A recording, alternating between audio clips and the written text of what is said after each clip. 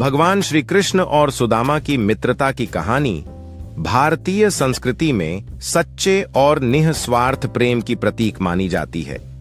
सुदामा, जो कि श्री कृष्ण के बचपन के मित्र थे, एक ब्राह्मण थे और बहुत गरीब थे। वे विद्या अध्ययन के लिए श्री कृष्ण के साथ आश संदीपनी के आश्रम में पढ़े थे।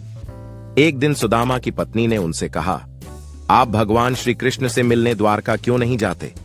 जब वे महल पहुंचे तो द्वारपालों ने पहले उन्हें रोका, लेकिन जब उन्होंने कहा कि वे श्री कृष्ण के बाल मित्र हैं, तो यह बात श्री कृष्ण तक पहुंची। श्री कृष्ण यह सुनते ही दौड़े दौड़े महल से बाहर आए और सुदामा को अपने गले से लगा लिया। उन्होंने सुदामा को महल में लाकर बड़े आदर से उनके पैर धोए, उन्हें सिंहासन पर बैठाया और उनके हालचाल पूछे।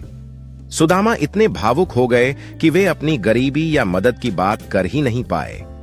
श्री कृष्ण ने अत्यंत प्रेम से वह चिवड़ा खाया और सुदामा की आंखों में आंसू आ गए। सुदामा बिना कुछ मांगे ही लौट आए, लेकिन जब वे अपने गांव पहुंचे तो उन्होंने देखा कि उनका झोंपड़ा एक सुंदर महल में बदल चुका है। यह कथा हमें सिखाती है कि सच्चा मित्र वह होता है जो बिना कहे ही अपने मित्र के दुख को समझ लेता है और सच्चे प्रेम से उसकी सहायता करता है। श्री कृष्ण और सुदामा की मित्रता समय, स्थिति और धन से परे थी। यह आत्मा की मित्रता थी।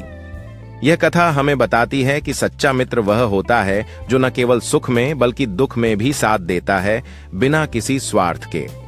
सच्चा मित्र वह होता है जो बिना किसी स्वार्थ के अपने मित्र की हर परिस्थिति में मदद करता है। यह कथा हमें सिखाती है कि सच्चे मित्रता के रिश्ते हमारे जीवन को कैसे बदल सकते हैं। भगवान श्री कृष्ण और सुदामा की मित्रता एक अनमोल उदाहरण है कि सच्ची मित्रता क्या होती है।